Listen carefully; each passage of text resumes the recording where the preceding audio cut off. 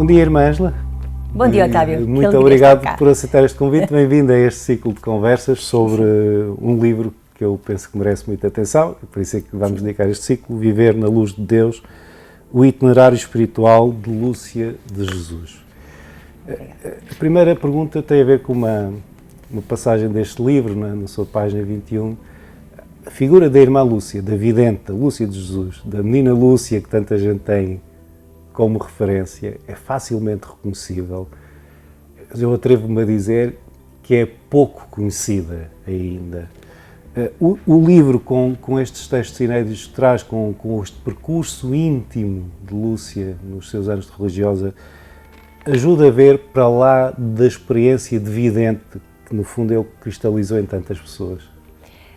Sim, esse foi mesmo o objetivo do livro.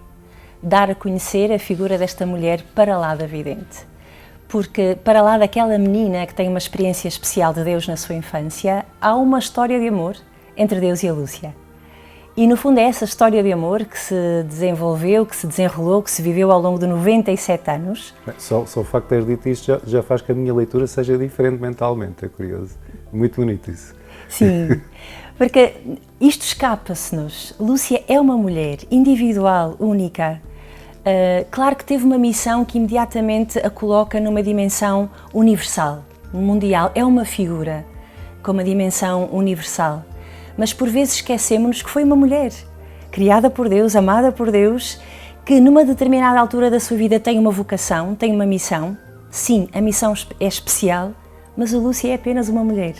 E esta mulher vai entrar em diálogo com Deus toda a sua vida, um Deus que lhe respeita a liberdade, uma mulher que neste diálogo com Deus implica todo o seu ser, o seu coração, a sua alma, o seu corpo, o seu afeto, as suas vivências. Por isso eu penso que este livro é sobre a história de amor entre Deus e a Lúcia. Nós temos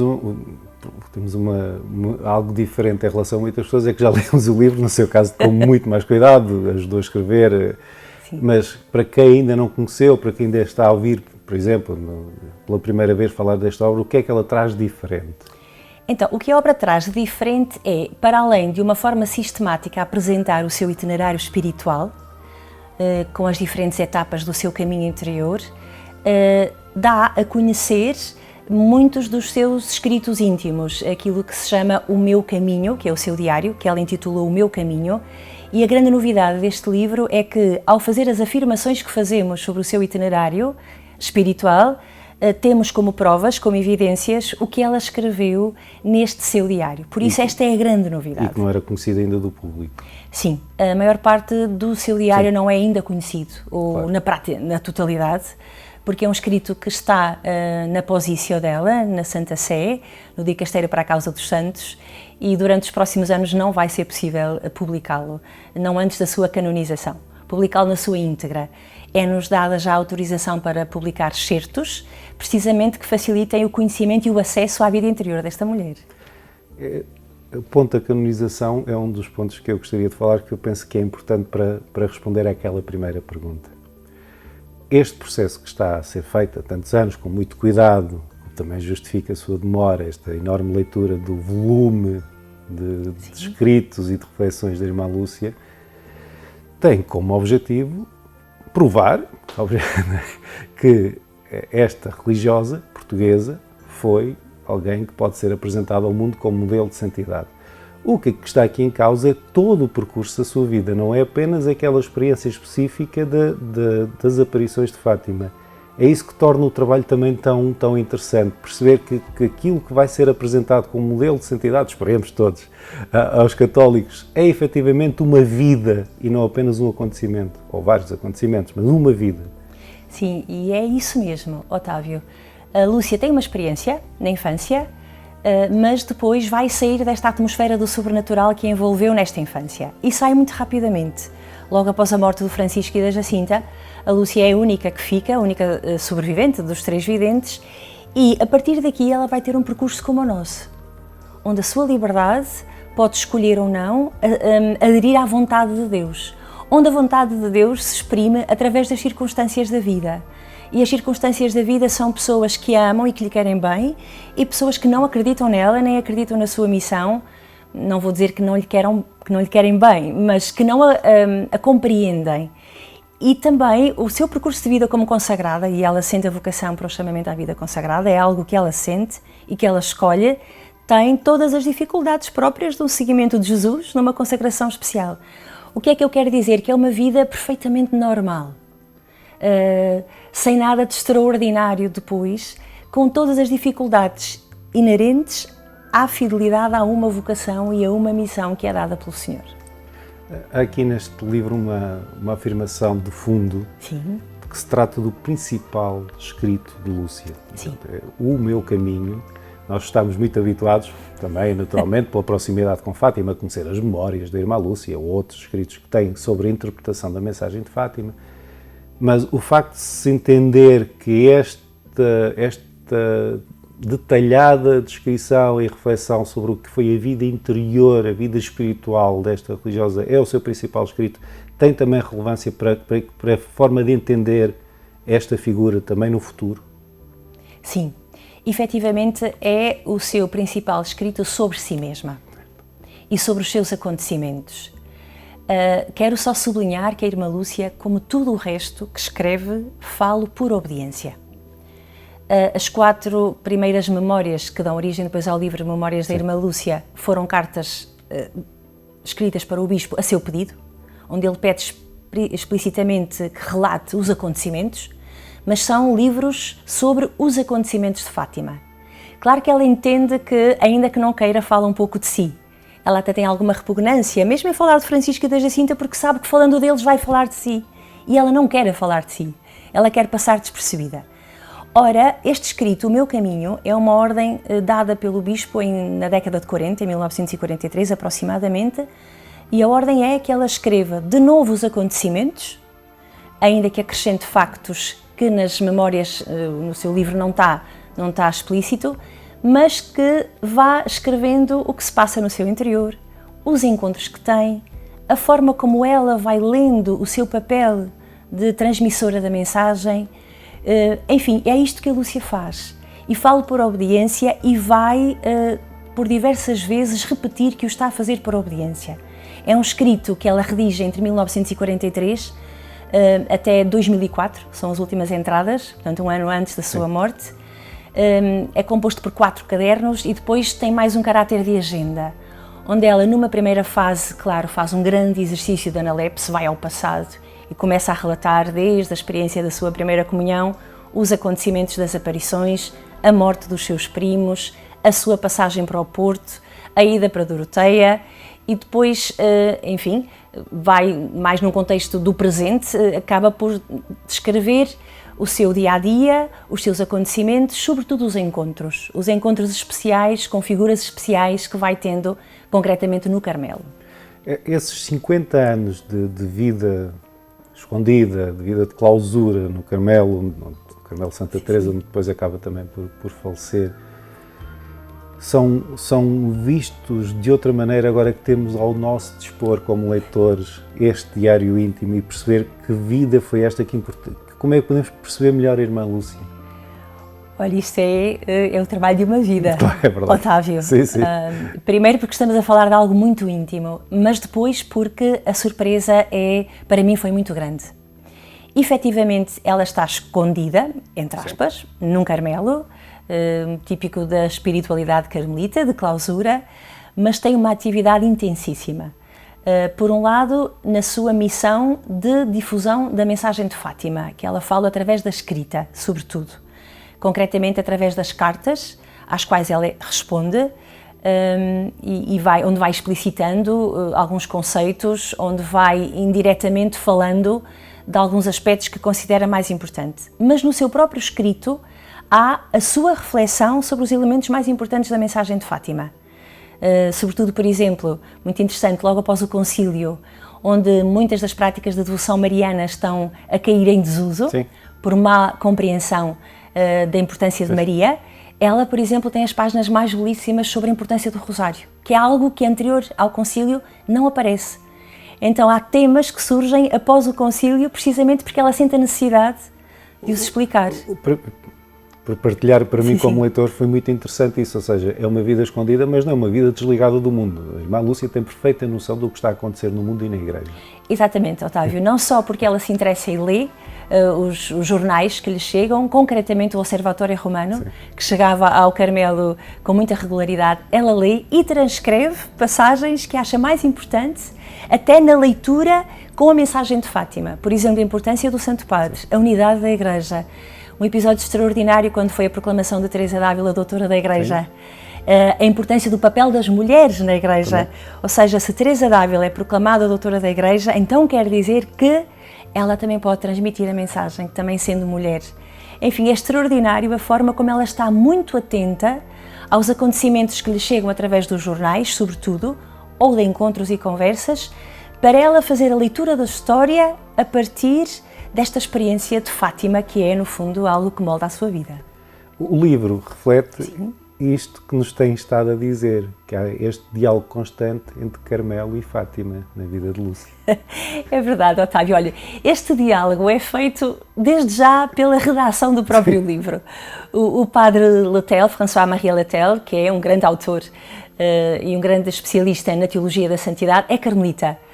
E eu, que sou da Aliança de Santa Maria, a minha área de trabalho é a mensagem de Fátima. Portanto, desde já, é um homem especialista na espiritualidade do Carmelo e, enfim, uma mulher mais dedicada à mensagem de Fátima, que dialogam sobre uma mulher, uma figura, Lúcia de Jesus, que é apóstola de Fátima, sem dúvida, mas no Carmelo, ou seja, a partir da espiritualidade carmelita. E é muito bonito verificar que, na vida da própria Lúcia, ela vai harmonizando, acho que é uma das suas características, harmonizar a espiritualidade de Fátima, que é a sua por vocação ou missão dada por Deus, e as grandes linhas da espiritualidade do Carmelo. Por isso, no livro, também tentamos e usamos uma obra do padre Maria Eugênio, que é beato, que se chama Quero Ver a Deus, onde este carmelita faz ele mesmo a síntese das espiritualidades dos três grandes doutores do Carmelo, Santa Teresa de Jesus, São João da Cruz e Santa Teresinha do Menino Jesus. E a partir da síntese que ele faz, como que aplicamos ao que vamos percebendo dos escritos da Lúcia e entendemos como ela viveu aquele todo o itinerário de santidade apresentada por Teresa d'Ávila, que tem a linguagem das moradas, das 7 moradas, mas vive-o sendo uma mulher que tem a linguagem de Fátima. Essa é uma chave de leitura, aliás, que penso que é importante para quem se confronta com a obra e que possa não estar tão familiarizado com a espiritualidade carmelita, que aliás é uma grande escola de santidade ao longo da história da Igreja Católica, mas percebe-se essa intencionalidade de interpretar aquilo que Lúcia vai passando ao longo da sua vida, os momentos mais sombrios, mais difíceis, os momentos de uma maior alegria espiritual, uma certa também, é uma palavra que vai aparecer muitas vezes, uma certa interiorização das relações, tudo isso nessas chaves da espiritualidade carmelita, que penso para quem está menos familiarizado também foi uma preocupação, no fundo haver quase um glossário do que vai encontrar, não é? Exatamente.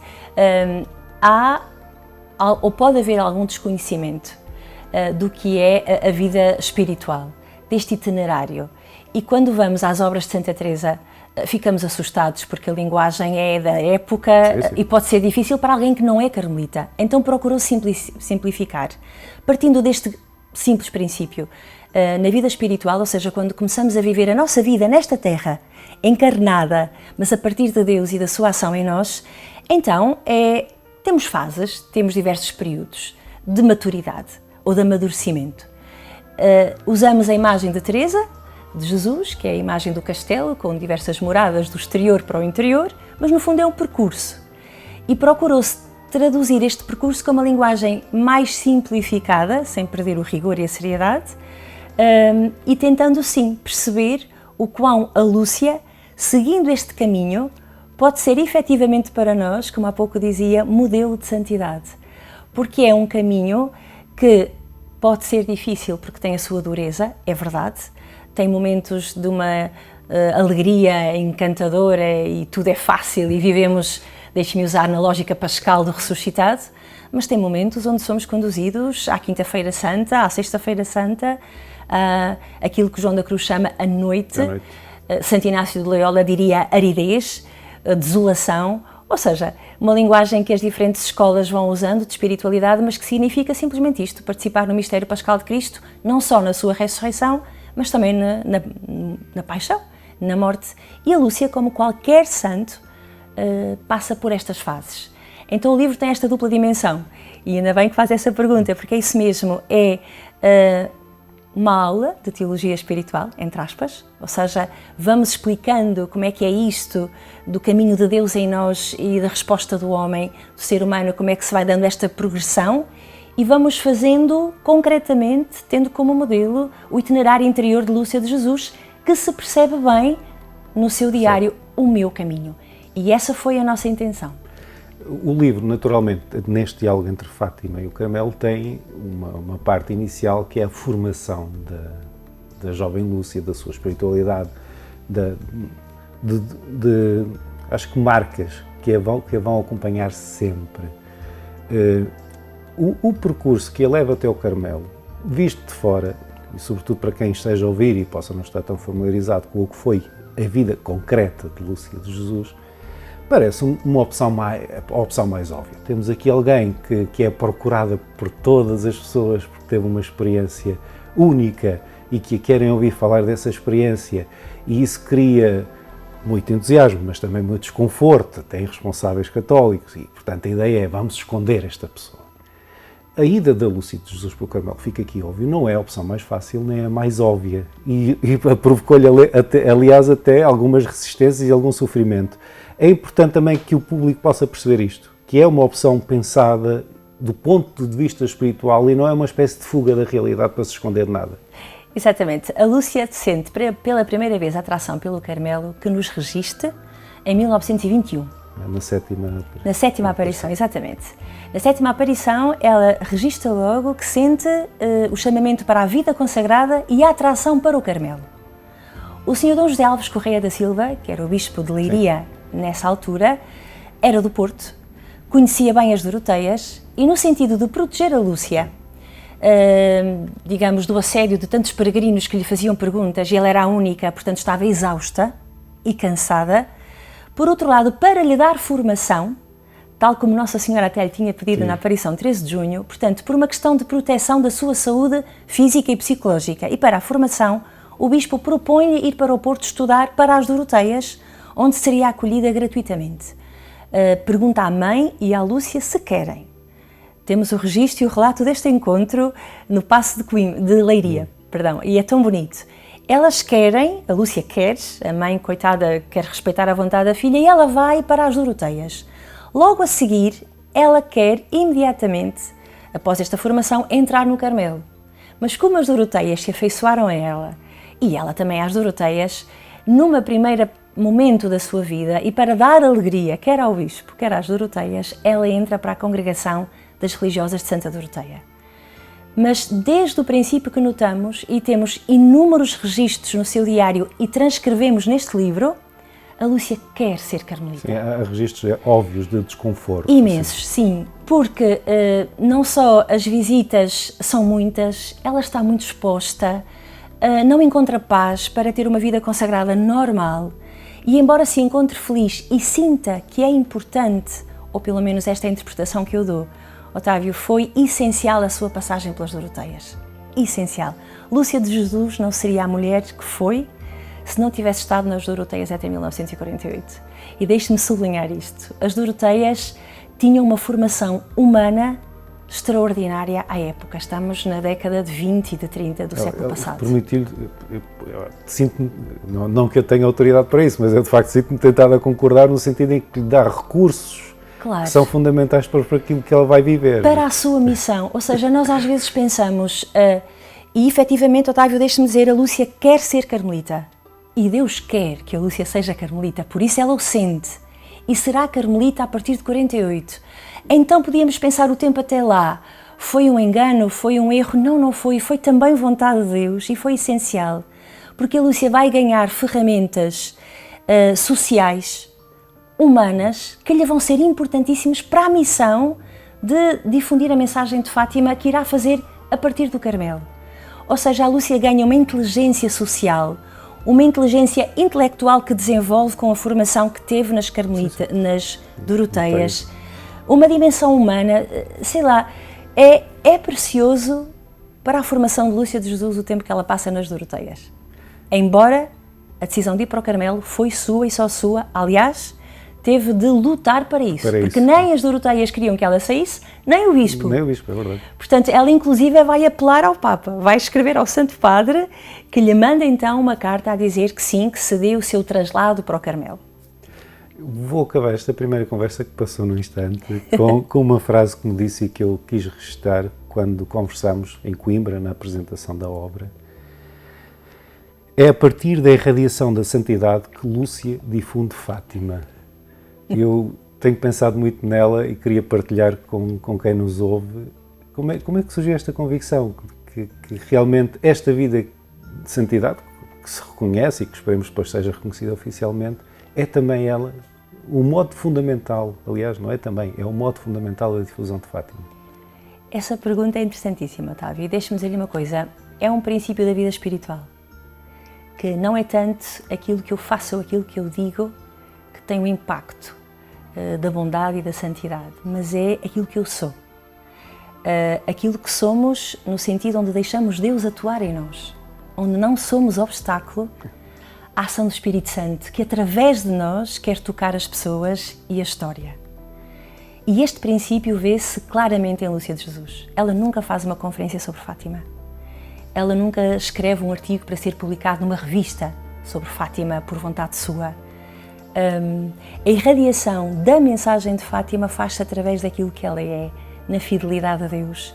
Uma fidelidade que vai crescendo, e vai crescendo no sentido dela ser cada vez menos obstáculo à ação de Deus nela. Sabe que um santo é alguém que se configura com Cristo, e é alguém que é movido pelo Espírito Santo, apenas movido pelo Espírito Santo. E este processo de nos deixarmos guiar apenas pelo Espírito Santo é que é a grande purificação. Porque nós somos autocentrados, somos todos autorreferenciais, temos todos aquele toque de egoísmo e de orgulho, de achar que é acerca de nós e que somos nós os protagonistas desta história.